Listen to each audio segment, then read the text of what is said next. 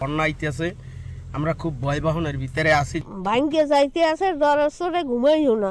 অল্প কয়েকদিনের মধ্যে 1-1.5 কিলো ভেঙে গেছে। যে কালে জোয়ার ওঠে সেকালে ওই তুবনের বাড়ির চোটে ওই বান টান সব ছিঁড়িয়ে বেরিয়ে লইয়ে যায়। যখন এই নিম্নচাপ বা এই সিস্টেমটা যখন উপকূলের কাছাকাছি আসবে, বৃষ্টিপাতের পরিমাণটা বাড়বে, তখন তাপমাত্রাটা কমে আসবে। গালিব, বছর বছর ঘূর্ণিঝড় ঘিরে কিন্তু টেকসই বেড়িবাঁধ নির্মাণের জন্য বিপুল অর্থ বরাদ্দ দেওয়া হয়, তবে দুঃখজনক হলেও বলতে হচ্ছে যে সেই প্রকল্পগুলো আসলে শেষ মুহূর্তে বাস্তবায়ন হয় না। আর বালু এবং কাদায় মানহীন যে বাঁধগুলো, সেগুলো নির্মাণ যেন অর্থ অপচয়ের একটি মহোৎসব। আমরা বেড়িবাঁধ নিয়ে সেই মুহূর্তে কথা বলছি যখন সম্ভাব্য ঘূর্ণিঝড়ের শঙ্কায় উপকূলবাসী এবং এখন বঙ্গোপসাগরে যে লঘুচাপটি আছে সেটি কালকের মধ্যে নিম্নচাপে রূপ নিতে পারে। এখন দুপুরে সম্ভাব্য ঘূর্ণিঝড় নিয়ে থাকছে সবশেষ আর পুরো আয়োজন জুড়ে সঙ্গে আছি আমরা দুজন, আমি গালিব ইবনে রিয়াজ এবং আমি ইসরাত মুক্তি।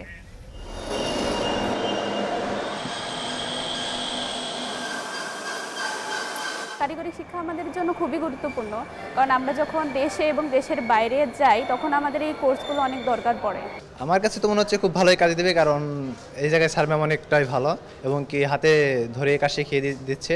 শিক্ষাগত যোগ্যতা যেরকম দরকার সেরকম পাশাপাশি স্কুলও তো দরকার। যারা মধ্যবিত্ত বা গরিব অসহায় আছে তারা ফ্রিতেই এই প্রশিক্ষণটা নিচ্ছে। 4IR রিলেটেড যে টেকনোলজিগুলো অ্যাডাপ্ট করা, সেগুলো আমরা সব ক্ষেত্রে আমরা চালু করতে পারি না। আমরা সিমুলেটর এগুলো আমরা চালু করতে পেরেছি, ড্রাইভিং সিমুলেটর আছে, এগুলো করা হয়েছে, বাট অন্যান্যগুলো দরকার আমাদের। উন্নত জীবনের স্বপ্নে বিভোর হয়ে সব মায়া ছেড়ে অনেকেই বেছে নেন প্রবাস জীবন, তবে পর্যাপ্ত প্রশিক্ষণ না থাকায় জীবন হয়ে ওঠে অনিশ্চিত। মাত্র 35% দক্ষতা নিয়ে গেলেও বাকি 62% অদক্ষ। পুরনো কারিগরি ট্রেনিং সেন্টারগুলোতে আমূল পরিবর্তনের তাগিদ বিশেষজ্ঞদের। এ নিয়েও রয়েছে বিস্তারিত, তবে শুরুতেই উপকূলের মানহীন বেড়িবাঁধের খবর। দেশের উপকূলে প্রায় প্রতি বছরই আঘাত হানে কোনো না কোনো ঘূর্ণিঝড়। বেড়িবাঁধ ভেঙে প্লাবিত হয় বিস্তীর্ণ জনপদ, এরপর আসে অর্থের বরাদ্দ।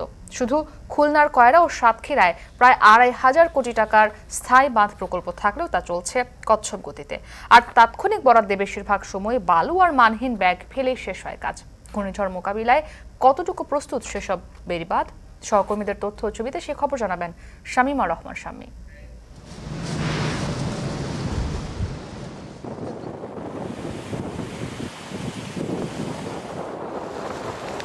2007 সালে সিডর, 2009 সালে আইলা, 13 সালে মহসেন, এরপর প্রায় প্রতি বছরই উপকূলীয় এলাকায় আছড়ে পড়ে ফণী, বুলবুল, আমপান, চিত্রাং কিংবা মোখার মতো প্রলয়ঙ্কারী সব ঘূর্ণিঝড়, যাতে প্লাবিত হয় উপকূল।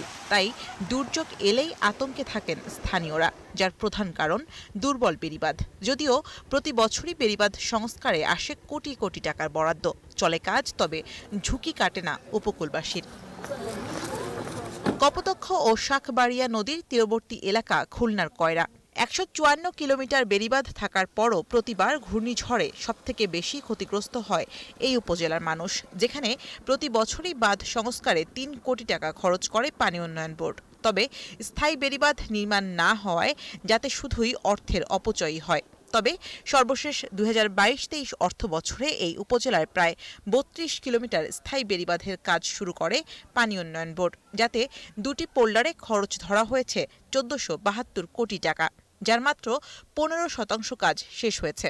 যদি আল্লাহ একটা অঘটন যদি দেয় তা আমাদের কোনো একদম নিরুপায়, কোনো উপায় নেই।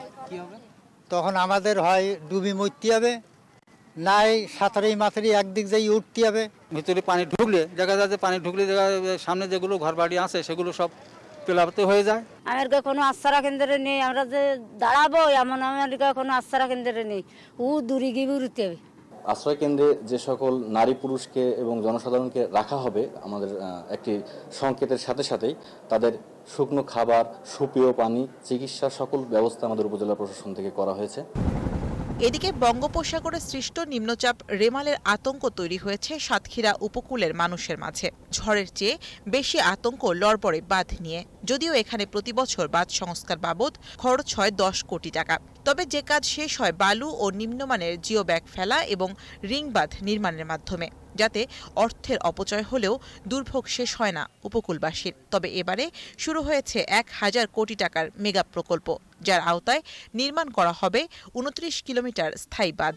২০২৩ সালে শুরু হওয়া কাজ শেষ হতে সময় লাগবে আরও ৩ বছর।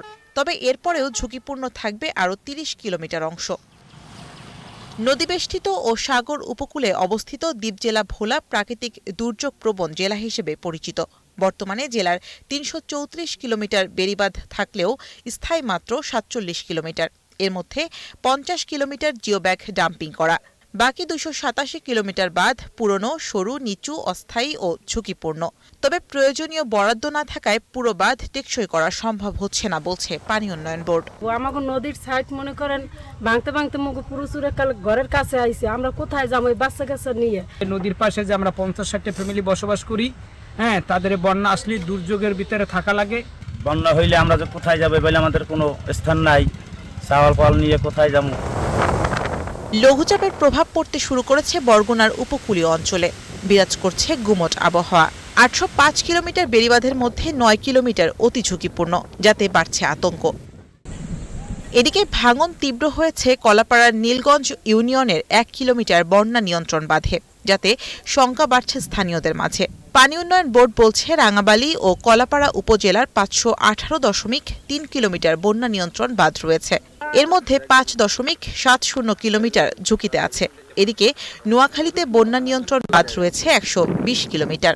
তবে মেঘনার বুকে জেগে ওঠা ৩০টি চরে নেই কোনো বেড়িবাঁধ, যেখানে বসবাস লক্ষাধিক মানুষের। শামীমা রহমান শাম্মী, এখন। এদিকে বরিশাল বিভাগে উপকূলীয় বাঁধের ৩২টি পয়েন্ট ঝুঁকিপূর্ণ অবস্থায় রয়েছে। এর মধ্যে ৮টি পয়েন্ট বেশি ঝুঁকিপূর্ণ। আগেভাগেই ঝুঁকিপূর্ণ বাঁধ মেরামত না হওয়ায় ক্ষতির পরিমাণ বাড়তে পারে বলে জানিয়েছেন দুর্যোগ ব্যবস্থাপনা বিশেষজ্ঞরা। এদিকে পানি সম্পদ প্রতিমন্ত্রী বলছেন সময় উপযোগী পদক্ষেপ নেওয়া হচ্ছে। মাহমুদুন নবীর তোলা ছবিতে আরও জানাচ্ছেন ফেরদাউস সোহাগ।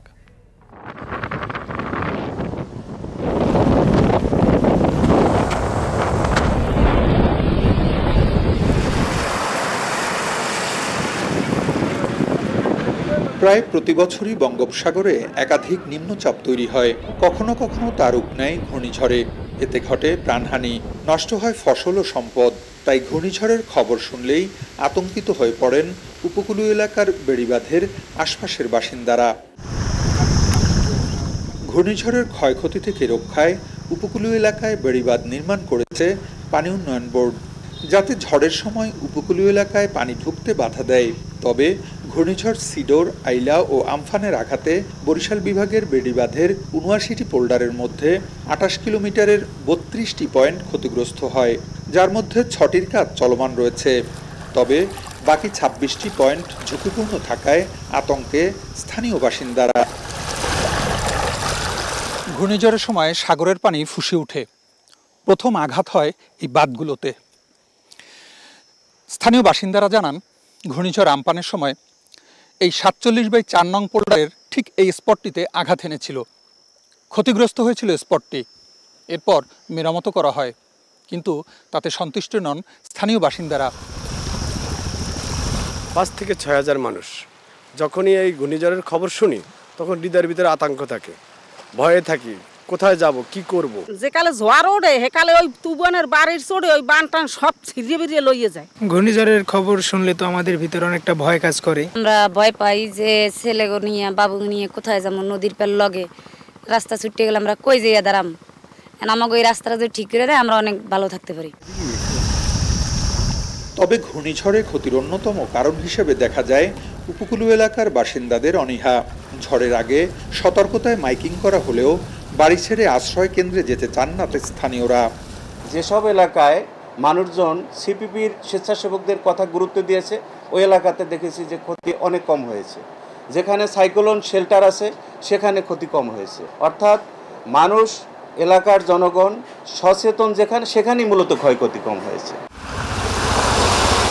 উপকূলীয় এলাকা হওয়ায় বরিশাল অঞ্চলের নদী অন্য যে কোনো এলাকার তুলনায় বড়। ফলে ঘূর্ণিঝড়ের সময় জলোচ্ছ্বাস হলে পানির উচ্চতা বেড়ে যায়। এই বেড়িবাঁধগুলি অধিকাংশই মাটির বেড়িবাঁধ।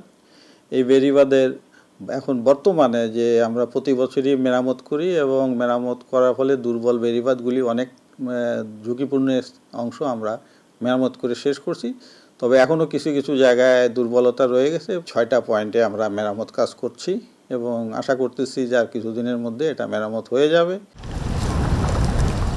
দুর্যোগ ব্যবস্থাপনা বিশেষজ্ঞরা বলছেন, সাধারণত মার্চ থেকে জুন পর্যন্ত সাগরে সবথেকে বেশি নিম্নচাপ সৃষ্টি হয়। তবে ঝুঁকিপূর্ণ বাঁধ মেরামত শেষ না হওয়ায় এবারে ক্ষতির পরিমাণ বাড়তে পারে বলে আশঙ্কা তাদের। 69টা পোল্ডারের মধ্যে 32টাই ঝুঁকিপূর্ণ। একটা সুপার সাইক্লোন জনিত টাইডাল সার্জ বা স্ট্রং সার্জের কারণে বিস্তীর্ণ এলাকায় আপনার হচ্ছে এই লবণাক্ত পানি ঢুকে যায়, তাহলে কিন্তু আমাদের বিশাল এলাকা আপনার হচ্ছে লবণাক্ত জনিত কারণে আপনার হচ্ছে ফেলো হয়ে যাবে, সেখানে কোনো ফসল উৎপন্ন হবে না, যেটা আমরা সিডর এবং আমপানের পর দেখেছি। তো এই ক্ষেত্রে গভর্নমেন্ট যেটা করতে পারে, আমাদের একটা স্বল্পমেয়াদী, মধ্যমেয়াদী কিংবা দীর্ঘমেয়াদী পরিকল্পনা নিতে পারে। সম্প্রতি বেশ কয়েকটি ঘূর্ণিঝড়ে বরিশাল বিভাগের বেড়িবাঁধের বিভিন্ন স্থান ভেঙে যায়। সে সময় সাগরের নোনা পানি বেশ কয়েক মাস স্থায়ী হয়েছিল ফসলের মাঠে, যার প্রভাব পড়ে ফসল উৎপাদনে। পানি সম্পদ প্রতিমন্ত্রীর আশ্বাস, এবার আর সেরকম হবে না। এখন কিন্তু পানি যে আসে সেটা শুধু জোয়ার ভাটার পানি না, জলোচ্ছ্বাস যেটা হয় সেটা 8 ফিট 10 ফিট 12 ফিটের জলোচ্ছ্বাস হয়।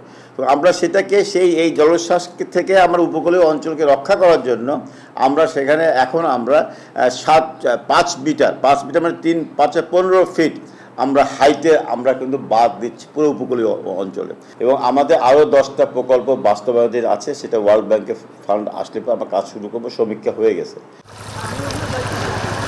বরিশাল বিভাগের বেড়িবাঁধের ক্ষতিগ্রস্ত পোল্ডারগুলোর মধ্যে পটুয়াখালীতে 10টি, কলাপাড়ায় 4টি, বরগুনায় 7টি এবং ভোলায় 3টি। এর মধ্যে পটুয়াখালীর 3টি, কলাপাড়ার 1টি এবং বরগুনার 4টি অংশ অতি ঝুঁকিপূর্ণ বলে জানিয়েছে পানি উন্নয়ন বোর্ড। বরিশাল বিভাগের বেশিরভাগ বাঁধ বরগুনা ও পটুয়াখালী জেলায় অবস্থিত। বিগত বিভিন্ন ঘূর্ণিঝড়ের সময় সাগরের নিকটবর্তী হওয়ার কারণে এই দুই জেলায় ক্ষয়ক্ষতির পরিমাণে কিন্তু তুলনামূলক বেশি হয়েছে। গোটা উপকূলবাসী নিরাপত্তায় এই বাঁধ নির্মাণকালে সরকারের উচিত যথাযথ ব্যবস্থা গ্রহণ করা, এমনটা মনে করছেন বিশেষজ্ঞরা। ফিরদাউস সোহাগ, এখন চর ধুলাসার, কলাপাড়া, পটুয়াখালী। ক্রমেই ঘনীভূত হচ্ছে সাগরে সৃষ্ট লঘুচাপ, যা নিম্নচাপ হয়ে ঘূর্ণিঝড়ে রূপ নিয়ে আঘাত হানতে পারে দেশের উপকূলীয় এলাকায়। সম্ভাব্য ঘূর্ণিঝড়ের খবরে আতঙ্কিত খুলনা কয়রার উপকূলবর্তী মানুষেরা। সেখানকার সবশেষ খবর জানাতে আমাদের সঙ্গে যুক্ত হয়েছেন রামিম চৌধুরী। রামিম, ঘূর্ণিঝড় রেমাল মোকাবিলায় স্থানীয় প্রশাসনের প্রস্তুতি কেমন দেখছেন জানাবেন, সে সঙ্গে কয়রার সাইক্লোন শেল্টারগুলোর কি অবস্থা?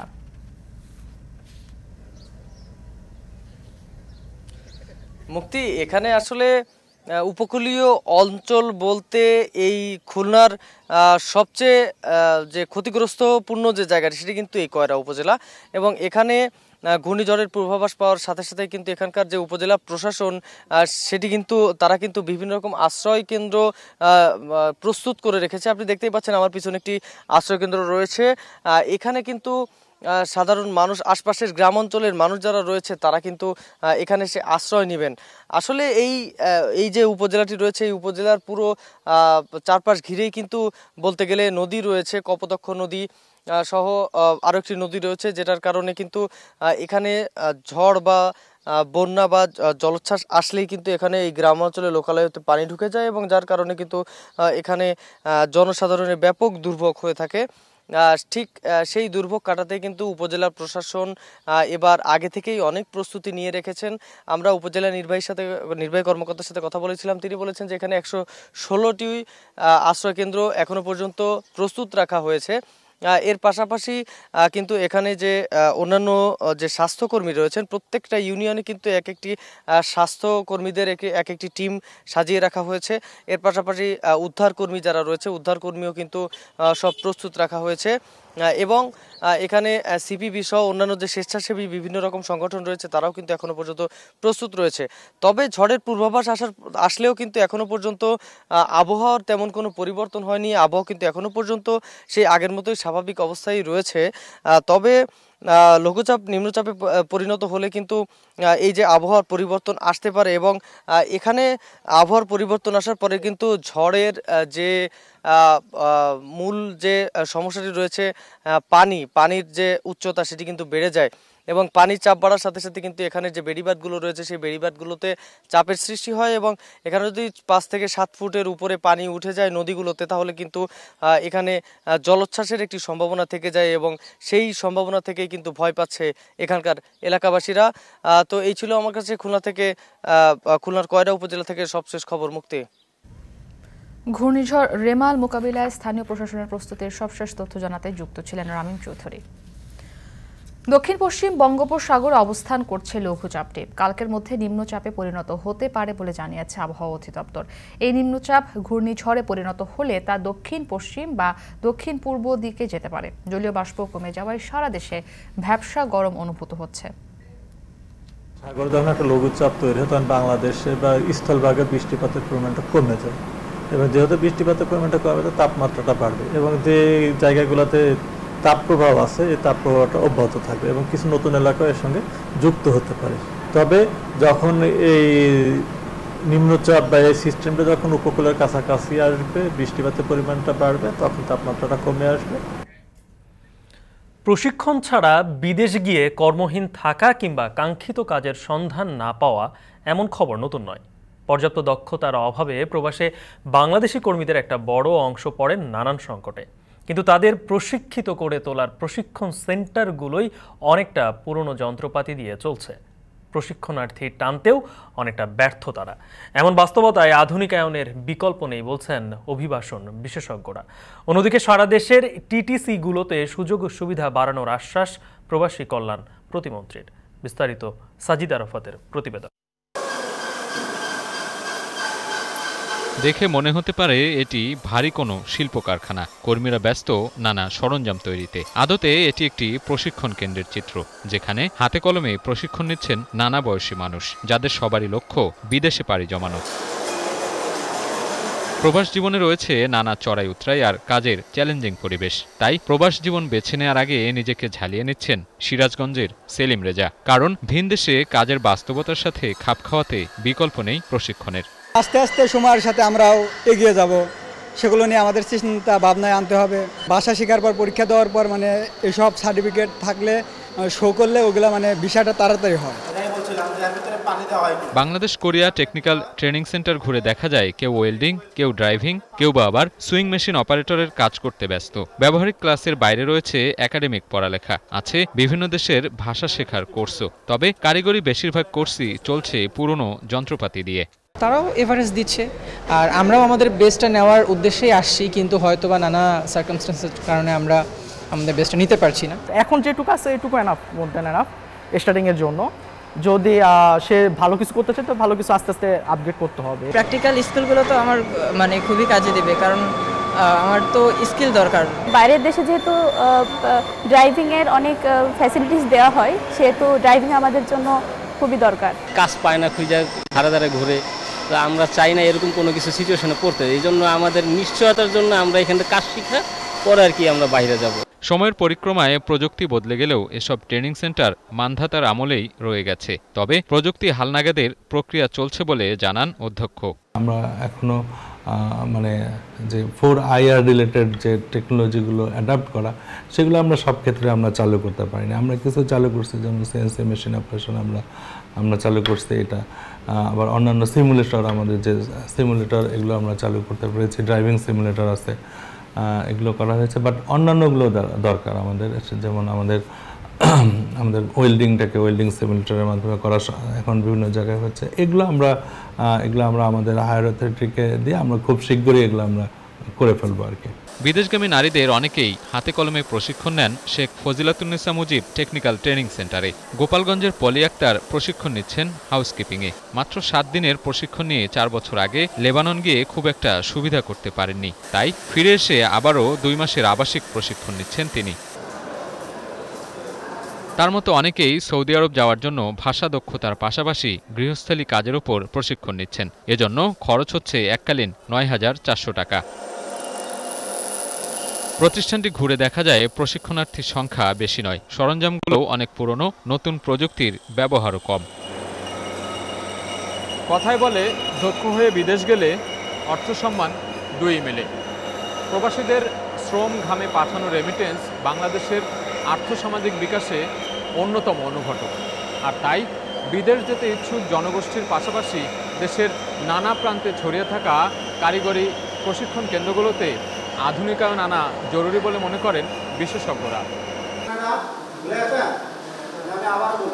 একটি বেসরকারি সংস্থার তথ্য বলছে, বাংলাদেশ থেকে উচ্চশিক্ষিত পেশাজীবীদের কাজ নিয়ে বিদেশে যাওয়ার হার মাত্র 2%। বিভিন্ন কারিগরি ও সেবামূলক কাজে দক্ষতা নিয়ে প্রবাসী হয় 35% কর্মী। বাকি 62%ই অদক্ষ হিসেবে পাড়ি জমান বিদেশ বিভুঁইয়ে। বিশেষজ্ঞরা বলছেন, ভাষা দক্ষতা সহ অন্যান্য প্রাতিষ্ঠানিক কাজে পূর্ণ দক্ষতা অর্জন বাধ্যতামূলক করা প্রয়োজন। শুধু আমাদের টেকনিক্যাল ট্রেনিং সেন্টার না, জাতিগতভাবেই আমরা আমাদের কারিগরি প্রশিক্ষণ কেন্দ্রে যে পরিমাণ দক্ষ লোক তৈরি করা দরকার সেটা আমরা করতে পারছি না। 10 থেকে 15-20 বছর পর সৌদি আরবের কোন ধরনের কর্মী দরকার, কাতারের কোন ধরনের কর্মী দরকার, দক্ষিণ কোরিয়ার কোন ধরনের কর্মী দরকার, সেই অনুযায়ী যদি আমরা আমাদের টেকনিক্যাল ট্রেনিং সেন্টারগুলোকে আপডেটেড করতে পারতাম তাহলে কিন্তু আমাদের কর্মীরাও সেইভাবে কাজ করত।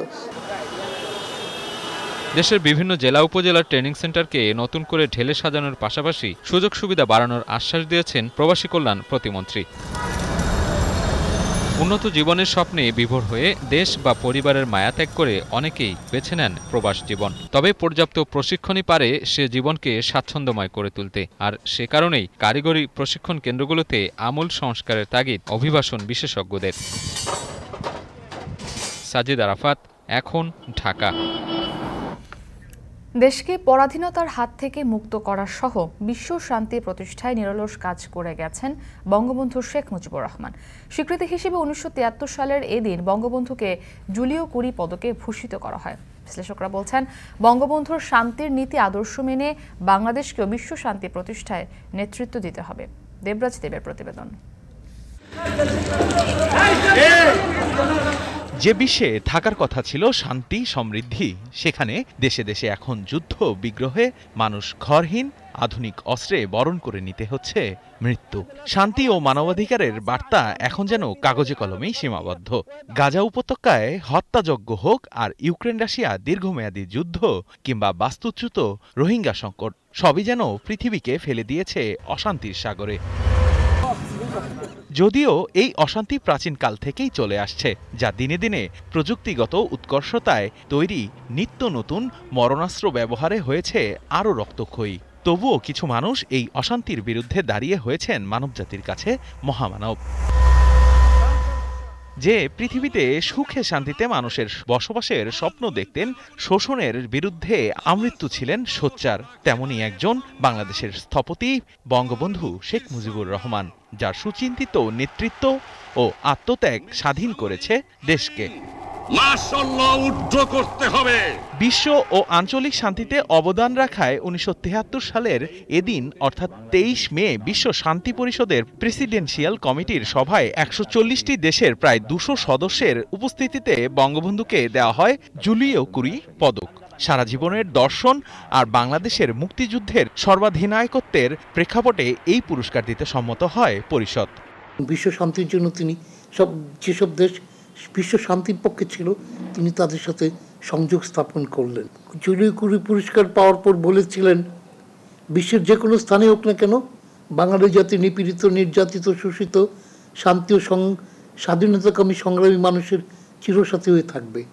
শান্তির প্রয়োজন বাংলাদেশের চেয়ে কেউ কিন্তু বেশি বুঝবে না। সেই কারণেই কিন্তু বিশ্ব শান্তি পরিষদ এই পদক, এই সম্মান বঙ্গবন্ধুকে দিয়েছে। বঙ্গবন্ধু কিন্তু এই পদককে উৎসর্গ করেছিলেন বাংলাদেশের স্বাধীনতা সংগ্রামে যারা অংশ নিয়েছে। বঙ্গবন্ধুর শান্তির সেই বার্তা আজও প্রযোজ্য। পৃথিবীতে যখন এখনও মানবাধিকার লঙ্ঘিত হচ্ছে, মানুষের ন্যায্য স্বাধীনতা খর্ব করা হচ্ছে, তখনও বঙ্গবন্ধুর আদর্শে গঠিত দেশ চুপ করে নেই বলে মনে করেন গবেষকরা। মানব জাতির অস্তিত্বের প্রশ্নে সবাইকে কিন্তু এই সংগ্রামে অংশ নিতে হবে। এবং এখন দেখেন, বিশ্বে একসময় মনে হইতো আমেরিকা রাশিয়ার দ্বন্দ্ব, এখন দেখা যাচ্ছে রাশিয়া ইউক্রেন দ্বন্দ্ব, দেখা যাচ্ছে ইসরায়েল প্যালেস্টাইনিদের হত্যাযজ্ঞ চালাচ্ছে। এবং এই শান্তির সংগ্রামের প্রতি যারা বাধা, তাদেরকে মোকাবেলা করা এটা মানব জাতির দায়িত্ব।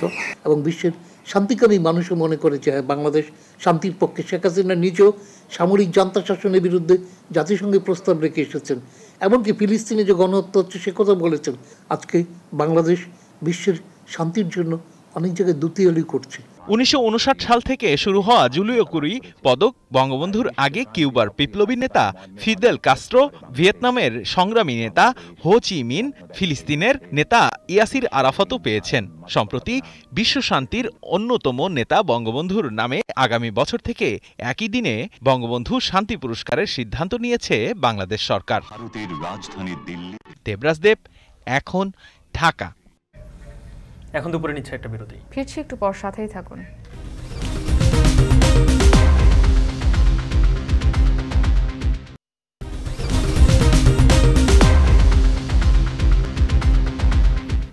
বিরতির পর ফিরে এলাম। আপনারা দেখছেন এখন দুপুর। শতভাগ দেশীয় পণ্য নিয়ে রাজধানীতে চলছে 7 দিনের 11তম জাতীয় ক্ষুদ্র ও মাঝারি শিল্প মেলা। অংশ নিয়েছেন সারা দেশের 3 শতাধিক উদ্যোক্তা। রাজধানীর বিআইসিসি থেকে যুক্ত হয়েছেন সহকর্মী মাঝার ইমন। তৃণমূলের উদ্যোক্তাদের উৎপাদিত এই পণ্যগুলো সাড়া কেমন ফেলছে আর দর্শনার্থীদের ভিড় কেমন?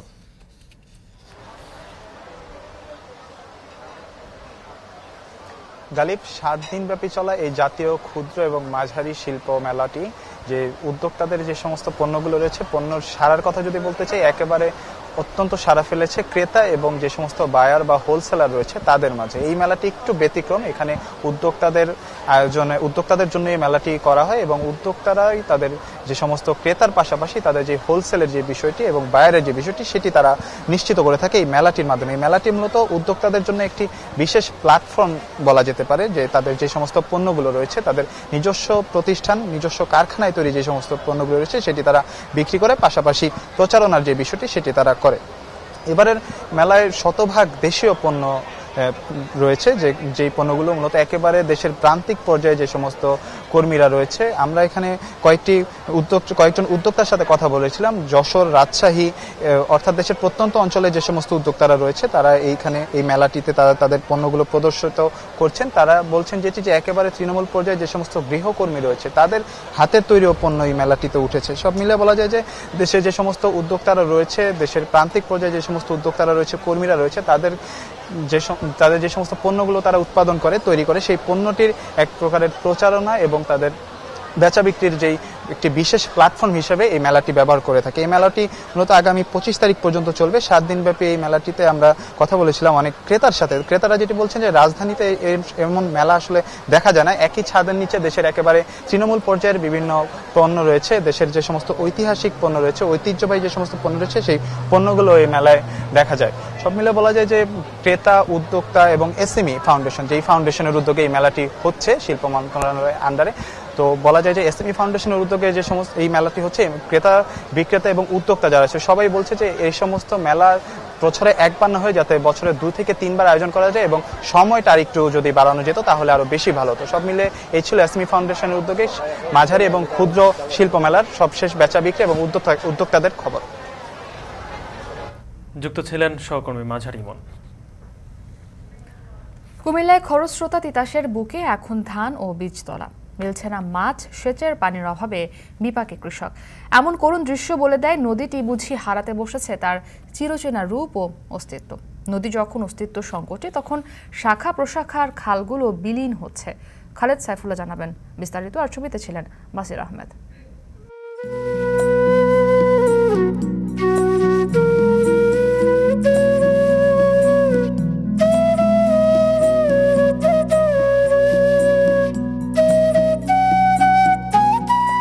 আঁকাবাঁকা পথে বয়ে চলেছে খরস্রোতা তিতাস। কুমিল্লার মুরাদনগর, হোমনা ও তিতাস উপজেলা হয়ে নদীটি মিলিত হয়েছে মেঘনার বুকে, প্রসারিত হয়েছে নানা শাখা প্রশাখায়।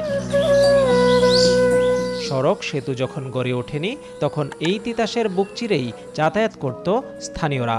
ব্যবসায়ীরাও পণ্য পরিবহন করত নৌপথে। সেই তিতাসের 12 কিলোমিটার জুড়ে এখন পানি নেই।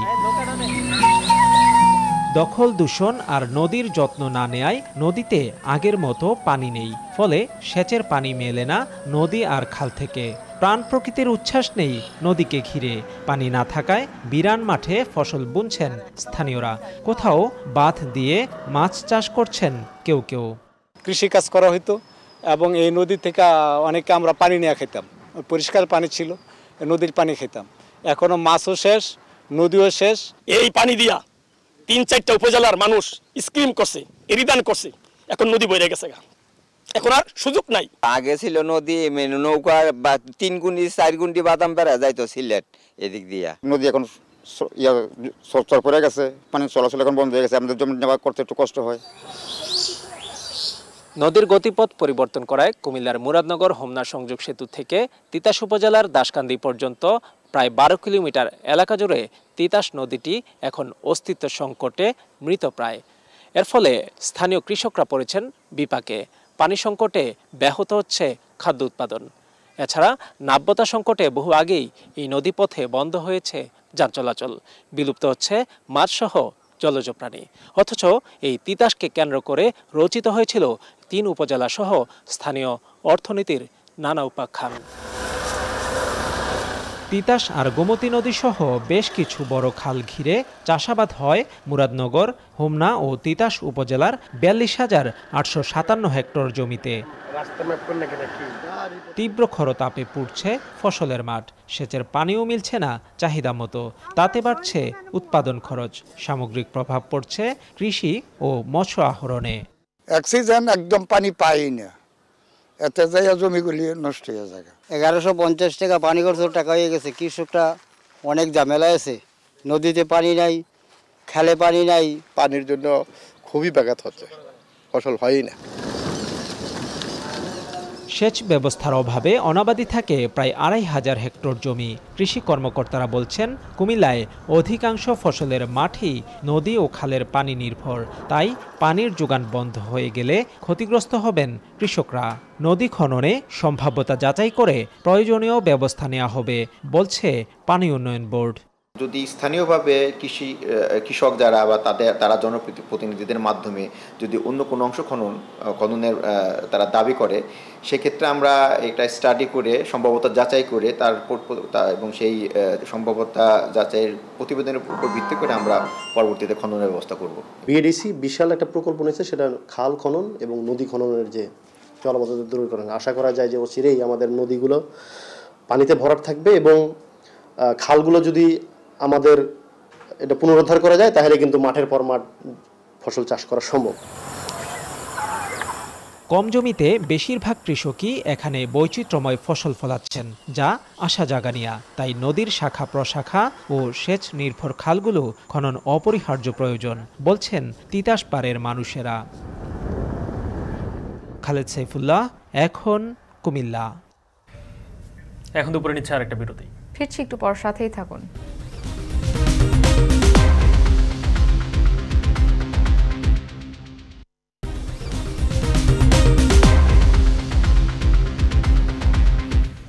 বিরতির পর আবারও ফিরে এলাম। আপনারা দেখছেন এখন দুপুর।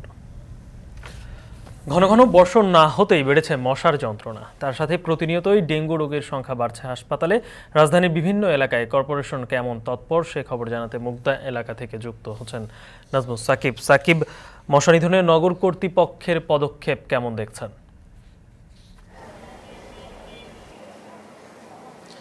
গালিব, আমরা আসলে আগের বুলেটিনেও জানিয়েছিলাম যে মুগদা এলাকা কিন্তু গত বছরও আসলে যেই ডেঙ্গুর হটস্পট তার মধ্যে ছিল, এবং এ বছরও যদিও আসলে স্বাস্থ্য অধিদপ্তর থেকে নতুন করে আসলে তালিকা নির্ধারণ করা হয়নি কোন কোন এলাকাগুলোতে এখন পর্যন্ত ডেঙ্গু রোগী বেশি হচ্ছে, তবে আমরা যতটুকু দেখেছি যে মুগদা, মান্ডা এইসব এলাকাতে কিন্তু মানুষজন এখনও আশঙ্কা করছেন যে তারা আসলে গত বছর যারা ডেঙ্গুতে আক্রান্ত হয়েছেন এ বছরও তাদের আসলে কিছুটা কিন্তু শঙ্কা রয়েছে।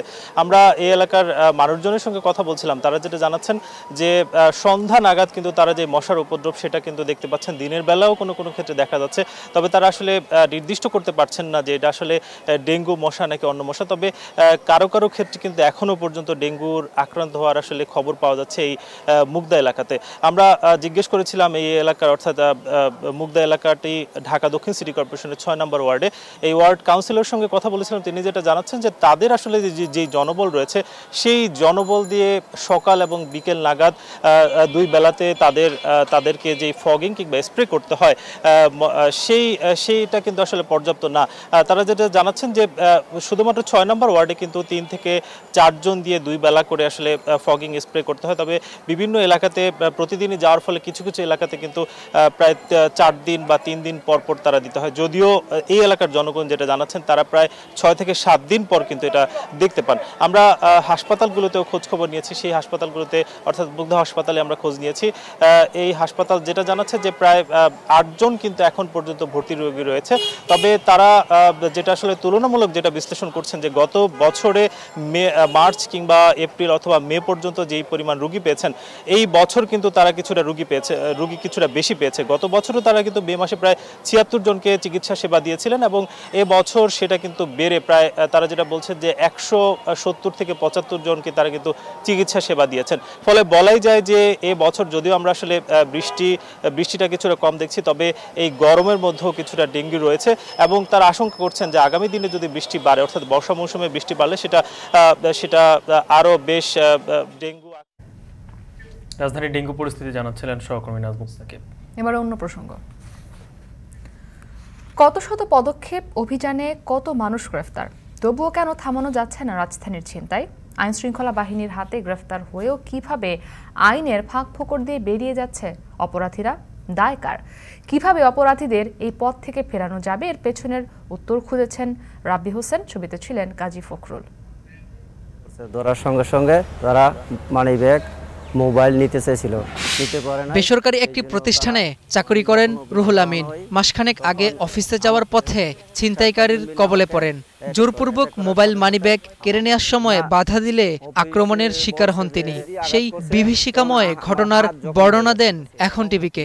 হঠাৎ করে আমাকে 4-5 জন অ্যাটাক করছে, আমাকে ছুরি দিয়ে আঘাত করছে। তখন আমার হাত জখম হয়ে গেছে। তখন রক্তাক্ত অবস্থায় আমাকে কিছু সংখ্যক লোক আমাকে ঢাকা মেডিকেলে নিয়ে যায়। মেডিকেলে নেওয়ার সাথে সাথে আমাকে ইমার্জেন্সি ভর্তি করা হয়। রাজধানী ঢাকায় হরহামেশায় যে অপরাধগুলো ঘটে থাকে তার অন্যতম হলো ছিনতাই। ছিনতাইয়ের সম্মুখীন হওয়ার পর অনেক সময় ঝামেলা এড়াতে মামলা করতে চান না ভুক্তভোগীরা। মানে আমার পিছন থেকে ধরছে, 2 জনে ধরছে, আর সামনে একজন ছিল। তো আমার কাছে ফোন ছিল, একটা হেডফোন ছিল, পানি ব্যাগে টাকা ছিল, এগুলো সব নিয়ে গেছে। আমাকে মনে করেন রাস্তার ভিতরে একা মনে করেন ছিনতাইকারী ধরছে, গলায় ছুরি ধরা। আমার যদি বলে যে তোমার গাড়ি আমি রেখে দিব, এখন আমার কিছু করণীয় আছে ওই টাইমে। কোনো কোনো সময় ছিনতাই করতে গিয়ে ধরা পড়েন এসব অপরাধীরা, তখন বেরিয়ে আসে চাঞ্চল্যকর তথ্য। এই যেমন ডেমরা এলাকায় ছিনতাই করতে গিয়ে হাতে নাতে ধরা পড়েন মোহাম্মদ নাদির ওরফে নাদিরা। সিসিটিভি ফুটেজও মেলে তার প্রমাণ। খোঁজ নিয়ে জানা যায় ভুক্তভোগী শতাধিক। 10টা বাজলে বাড়িতে পারি না এরকম মনে হয়। 4-5 জন আমার লগে মহিলা ছিল, আমার ভাই ছিল, আমি এই গেট দিয়ে ঢুকছি, আর 3 জন দেখছি এখানে ছিল, আরেকজন ওই পাশ দিয়ে আসছে। আসার পরে মহিলা মানুষ তো আতঙ্কে চিৎকার পারতেছে। আর ব্যাপারে এমন কোনো লোক নাই আপনারা জিজ্ঞাসা করলে বলবেন 12টা বাজে আনতে যাইতেই পারে না। 12টা বাজে কোনো পাবলিক লোক গেলেই রেখে দেয়। পুলিশের হাতে গ্রেফতার হওয়ার পর জানা যায় এই চক্রের প্রধান নাদিরের বিরুদ্ধে রয়েছে 24টি মামলা। ছিনতাই, ডাকাতি, মাদক, অস্ত্র মামলার পাশাপাশি রয়েছে খুনের মামলাও। গত 10 বছরে আইন শৃঙ্খলা বাহিনীর হাতে বিভিন্ন মামলায় যতবার গ্রেফতার হয়েছে ততবারই জামিনে বের হয়েছে, বের হয়ে জড়িয়েছে একই অপরাধে। ছিনতাইয়ের সাথে বেশ ভাসমান লোকজন জড়িত। আজকে যদি সে যাত্রাবাড়িতে বাস করে, আগামী মাসে সে হয়তোবা রূপনগরে বাস করবে, পরের মাসে সিদ্ধিরগঞ্জে। তাদের স্থায়ী ঠিকানাগুলি যাচাই করা যায় না, তারা এনআইডির আওতায় আসে না, আনানো যায় নাই। পাশাপাশি তাদের বাসার ঠিকানা সঠিকভাবে যাচাই করা যায় না। আপনারা জানেন যে প্রসিকিউশনে কিন্তু একটা আসামির তার স্থায়ী ঠিকানা বা তার ঠিকানা কিন্তু একটা পার্ট, একটা ফ্যাক্টর। এছাড়া থাকে যে দীর্ঘ সময় পলাতক থাকে, তার সাথে সহযোগী থাকে, সহযোগীদের গ্রেফতার না করার জন্য পুলিশ একটু ডিলে করে, যে সহযোগী গ্রেফতার করে হয়তো বা চার্জশিটটা দিব, সকল কিছু মিলিয়ে হয়, দেরি হয়ে যায়। এই শহরে ছিনতাইয়ের সঙ্গে জড়িত নাদিরের মতো এমন অপরাধীর সংখ্যা মোটেও কম নয়। মহানগর পুলিশ বলছে তাদের কাছে কয়েক হাজার ছিনতাইকারীর তথ্য রয়েছে। আইন শৃঙ্খলা বাহিনীর বিভিন্ন অভিযানে ধরা পড়া এসব অপরাধীরা জেল খেটে যখন জামিনে বের হয় আবারও একই অপরাধে জড়িয়ে পড়ে। কিন্তু প্রশ্ন হলো, একজন আসামির বিরুদ্ধে যখন এত এত মামলা, সে কিভাবে এত সহজেই জামিন পেয়ে যায়? আর তার এই জামিনের পেছনে কারা কাজ করে জানতে চাই আইনজীবীদের কাছে। ডাকাতি হওয়ার জন্য কিছু এলিমেন্ট স্যাটিসফাই করতে হবে, ছিনতাই হওয়ার জন্য কিছু এলিমেন্ট স্যাটিসফাই করতে হবে। হয়তো আমাদের এফআইআরটাতে এলিমেন্টসগুলোকে প্রপারলি আনতে পারা হয়নি, কারণ যিনি ভিকটিম উনি তো ওনার মতো করে ঘটনাটা বলেন, কিন্তু আইনের সাথে এটাকে মিলিয়ে ওই অফেন্সটা ক্রিয়েট করার জন্য যেভাবে করে জিনিসটা আনা প্রয়োজন, হয়তো ওখানটাতে কোনো ঘাটতি থেকে যায়। যারা কিনা এই মামলায় সাক্ষী দিত, পুলিশকে সহায়তা করতে হয়তো বা তারা সহায়তা করতে পারে না, তাদের ভয়েই আর সহায়তা করতে পারে না। তাদের ভয়ে যখন সহায়তা করতে পারে না, তখন তদন্ত রিপোর্টটা সঠিকভাবে আসে না। তদন্ত রিপোর্টটা যখন সঠিকভাবে আসে না, তাহলে তো মামলাটা কিভাবে টিকবে? ছিনতাইয়ের সময় প্রায়ই ঘটছে খুনের ঘটনাও, ফলে প্রচলিত আইনের ধারা সংশোধন করা প্রয়োজন মনে করেন সমাজ ও অপরাধ বিজ্ঞানীরা। চুরি ছিনতাইকে আর মাইনর ক্রাইম হিসাবে বা ছোটখাটো অপরাধ হিসাবে গণ্য করার কোনো সুযোগ নেই, কারণ ডাকাতি বা ছিনতাই করতে গিয়ে কাউকে হত্যা করছে। সব কিছু মিলে একটা চক্র তো গড়েছে, সেই চক্রকে সহযোগিতা করার জন্য আরও অনেক ব্যক্তি বিভিন্ন প্রতিষ্ঠানের ধাপে ধাপে বা রন্ধ্রে রন্ধ্রে কিন্তু রয়েছে।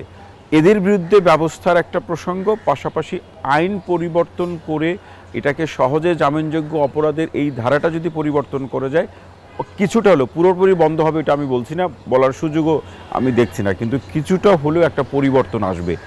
প্রচলিত আইনের ফাঁকফোকর বন্ধ করার পাশাপাশি ছিনতাই রুখতে নাগরিকদের সম্মিলিত প্রতিরোধ তৈরি হলেই কমে আসবে এসব অপরাধ, এমনটাই বলছেন বিশ্লেষকরা। রাব্বি হোসেন, এখন, ঢাকা। সময় হলো আরো একটি ছোট্ট বিরতির, ফিরছি একটু পরে, সঙ্গে থাকুন।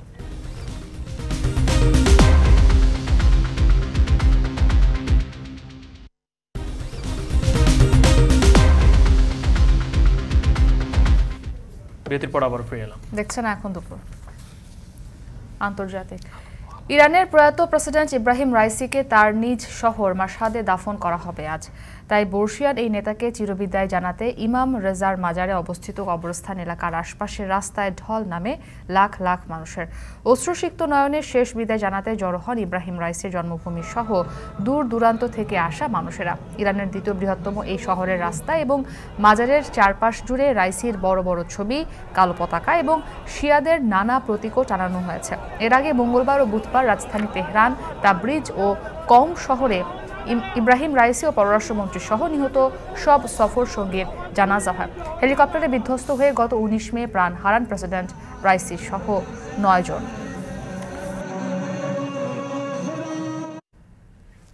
টর্নেডোর আঘাতে লণ্ডভণ্ড যুক্তরাষ্ট্রের আইওয়া অঙ্গরাজ্য। শক্তিশালী এই টর্নেডোর আঘাতে প্রাণ হারিয়েছে বেশ কজন, আহত আরও অন্তত 12 জন। রাজ্যের 2000 বাসিন্দার গ্রিনফিল্ড শহরের বড় একটি অংশ ধ্বংস হয়ে গেছে। ঘরবাড়ি, ব্যবসা প্রতিষ্ঠান সহ ক্ষতিগ্রস্ত হয়েছে শহরটির হাসপাতাল। টর্নেডো ও ভারী বৃষ্টিতে নেব্রাস্কা, ইলিনয় ও উইসকনসিনে বিদ্যুৎ বিচ্ছিন্ন হয়ে আছেন বহু বাসিন্দা। ক্ষতিগ্রস্ত এলাকা পরিদর্শনে গিয়ে যাবতীয় সহায়তার আশ্বাস দেন রাজ্যের গভর্নর কিম রেনল্ডস। সেই সঙ্গে অঙ্গরাজ্যের 15টি কাউন্টিতে জরুরি অবস্থা ঘোষণা করেন। গত মঙ্গলবার গ্রিনফিল্ডে ধ্বংসলীলা চালায় টর্নেডো।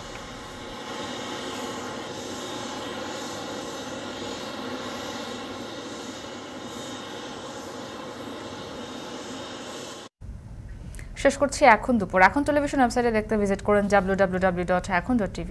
ফেসবুকে চোখ রাখুন facebook.com/tv.ekhon আর ইউটিউবে লাইভ দেখতে ভিজিট করুন youtube.com/c/ekhon tv।